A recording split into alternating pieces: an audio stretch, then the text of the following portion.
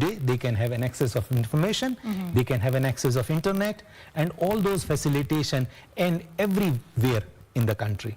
So that's why this is important. Right. And how accessible is this equipment for installation as well as maintenance as well? How affordable is even the maintenance bit of it? Very good point. The reason why I talk about affordability is a very clear topic, because if we are not making sure that the life is long, if we are not making sure that cost is not affordable, Vananchi cannot pick very easily. Most important part is serviceability. Many equipments, those are in the entry level, they are plug and play. So no technical need is there as far as know-how is concerned. But as we go further on, there are ways and means where Kenya Renewable Energy Association is identifying right technicians and making sure they get this as their own affordability life. So it is a business opportunity for our people. If I'm I'm just taking this as a very good example, that this energy is now bringing so many opportunities for employment. Not only job, but even as an entrepreneurship also. People are getting opportunities for themselves. People are getting ways and means to earn their bread from this side.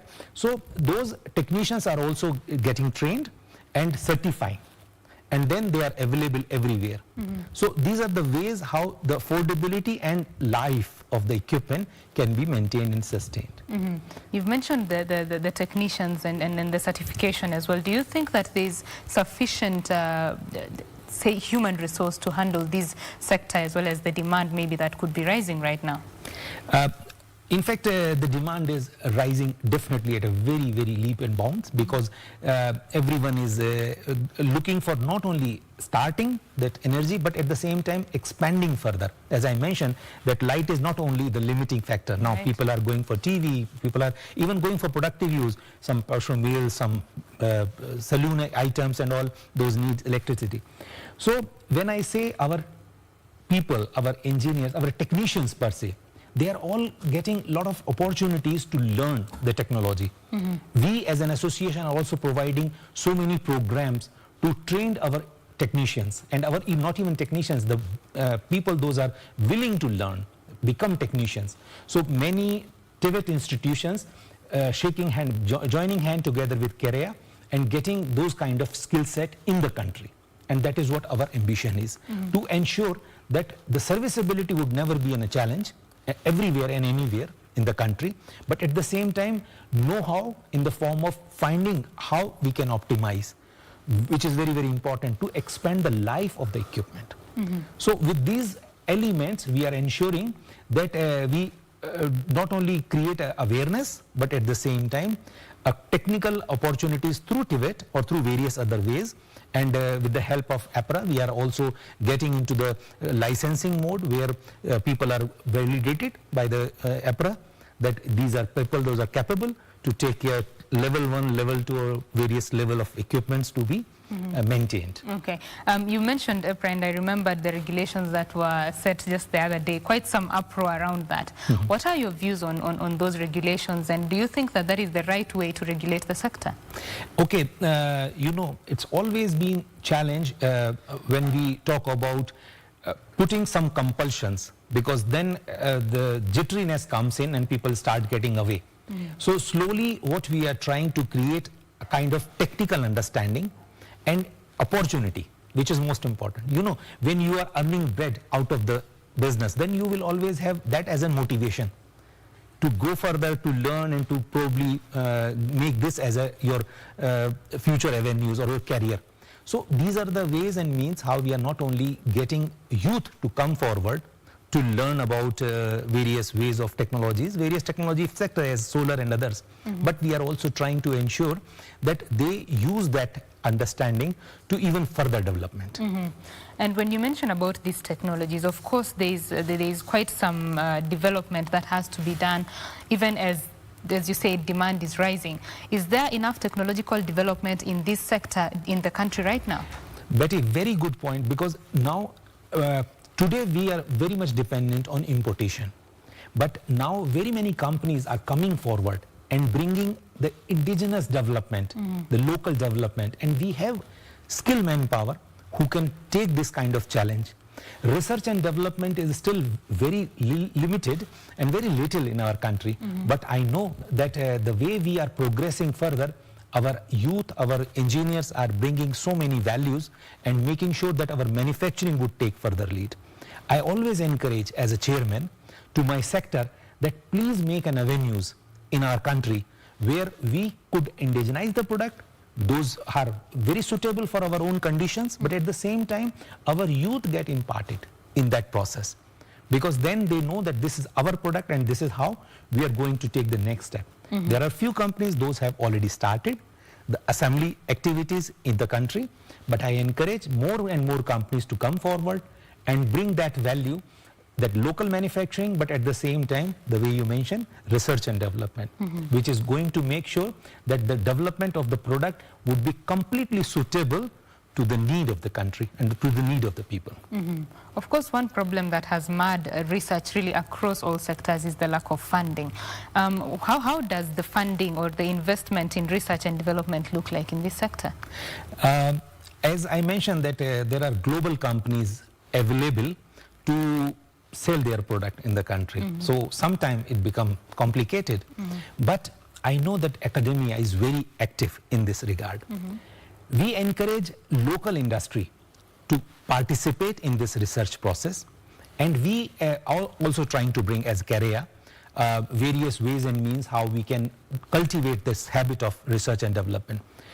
What is most important, why you know that invention is always the journey, and then in that case, if you do some research, it has to be converted into production. Yes. If it is not, then research is parked for no meaning and no reason. So in that case, we encourage industry to come forward and invest in the research and development. So we are already running this program where we shoot this kind of a project to encourage our youth and use that development to convert into product and sell across the country. So this is a long journey. I am hopeful that we will be there very soon. But yes, you have made everyone to think around that line, and I'm sure that we will be successful soon. Right. How about the government support now for this sector? Okay, as I mentioned that this is a government mission to have a universal access by 2022. Yes. Unfortunately, we were being lacked in this last Finance Act, where there was an imposition of VAT on solar product, which was not there. You know, there are people, those are far from Nairobi or far places where they can't even generate little money. If they were being imposed that extra cost, then we are actually making this product unaffordable to them. So this is very, very important that we need continuous support.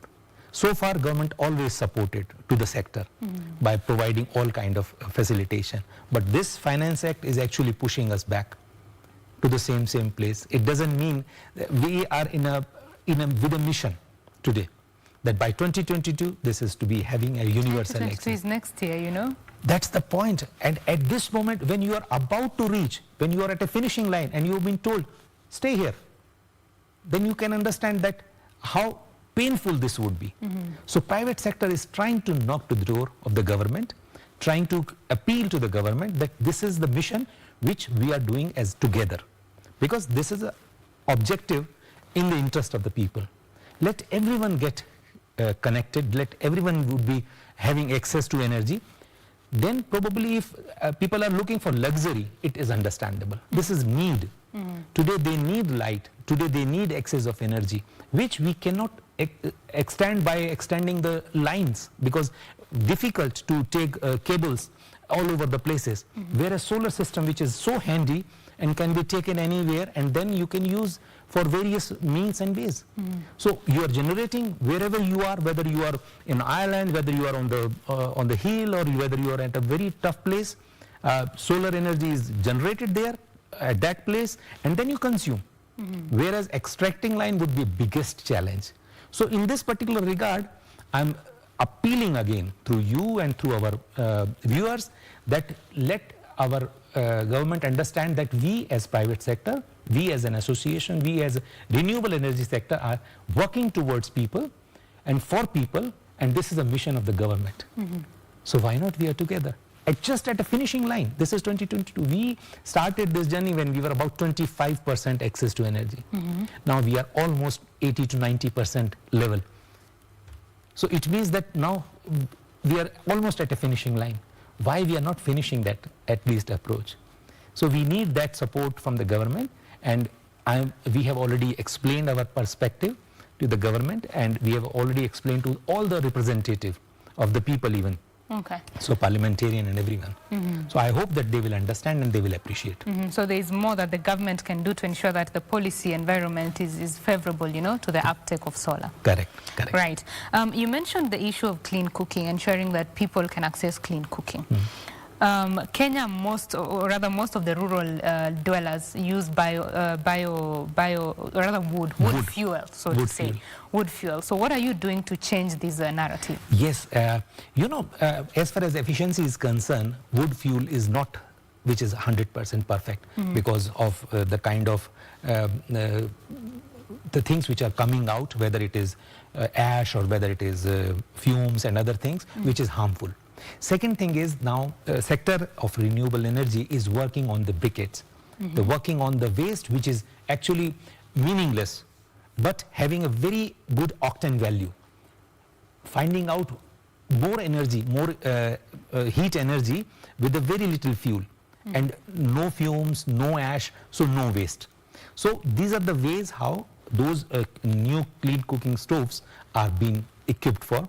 And you can use inside a small room very easily, whereas you know when you burn the wood with some wet wood or whatever, you will find that whole of the room is completely not to be stay in that room.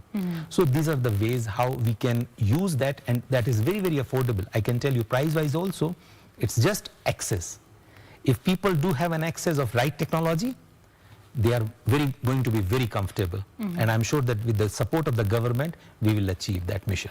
All right, and how easily can you really convince a Kenyan who maybe normally just goes to their farm to get firewood that they can now spend this money and you know, have a better cooking source, so to say, or cooking energy? Yeah.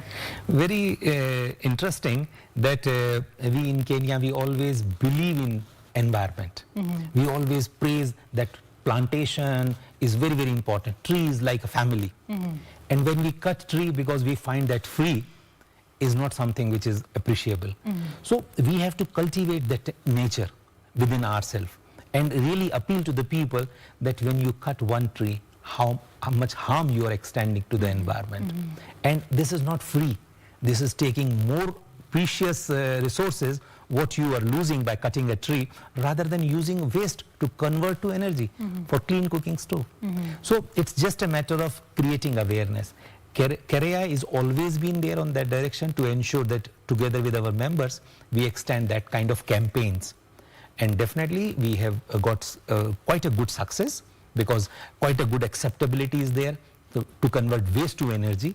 And that waste is actually waste, means you're cultivating that waste to find better energy resources with less waste value in terms of ashes or in terms of other things. And how accessible is that technology for the conversion, you know, to a common mwananchi, the one who just sits at home, cooks for the family, maybe their Sukuma Wiki is right there at the farm? How affordable is it? This is very much affordable. That the point which what is important is to create the awareness and accessibility of the technology. The issue is awareness and accessibility, not a price, especially when I'm talking about clean cooking stove. People find that this is a great value, and ensuring that with this kind of product, they are making sure that their life, health and everything is going to be very, very comfortable. So if we compare those things and the price, as a normal people, we can understand that this is very, very affordable when we are talking about briquette and new clean cooking stove concept, rather than cutting wood and finding many difficulties, not only to an environment but yourself as in health. And maybe let's talk about the business opportunities that are available in this sector. For instance, for people to access these technologies we are talking about, there needs to be a seller, you know, a person who is selling these technologies. So how easy is it for someone to venture into this as a business, and the access to finance bit as well? As I mentioned to you, let me start from first point, which is what is good for the people at large. So means there are people, those who can adopt this as an opportunity for themselves, whether as an technicians or whether as an entrepreneur, because these are the actually foot soldier who are making the change. Because the responsibility for those foot soldier is to not only create the awareness, not only bring the understanding of this technology to people at large, but at the same time ensure that there has to be access also, availability also of those things. There are very many SACCOs are there, which are very, very helpful, very positive and very determined. And second is banking also playing a very important role, especially when I'm talking about access to fund. So then in that case, people can easily get that access of this kind of technologies to be adopted. When those people, the role of those people are to work as a bridge between Vananchi, technology company and finance company. And that is something which we have set as a structure altogether. So very recently we are launching a mobile app which is ensuring that all three people, producer or maybe provider of technology and technicians together with funding agency are coming together on one platform, and they can access very easily through mobile phone. You know, now a smartphone and mobile apps are very, very common in our country. Everyone access everything. So these are the ways and means how the opportunities of jobs and business can be bring in with this. Now, if we go for second level, which I mentioned, that very many Kenyan companies, if they pledge, if they go towards that direction, invest in research and development, and find this as an opportunity which can be bring from local, and create a solution for the people, local people. So they find that, oh, this is my solution. I need this, I have this issue, I need this, and I can take this very easily. It will be a big change. So we are definitely cultivating that as a concept with the help of various agencies, whether it is KEPSA, CAM and other members, to ensure that they understand that this is an important sector. Even if they invest today, they will definitely get a good return. But we need a support from the government to ensure that with the right structure, we will get everyone motivated. Right. That is Engineer Kamal Gupta. He is the chair of the Kenya Renewable Energy Association. And here we are just talking matters renewable energy, how you can ensure that you have maybe solar energy as well as clean cooking energy in your home. Remember that you can join the conversation on Twitter. It's at KBC Channel 1. I am at Betty Kiptum. On Facebook, it is at KBC Channel 1 News. We take a quick break. When we come back, we shall continue with this conversation. Stay with us.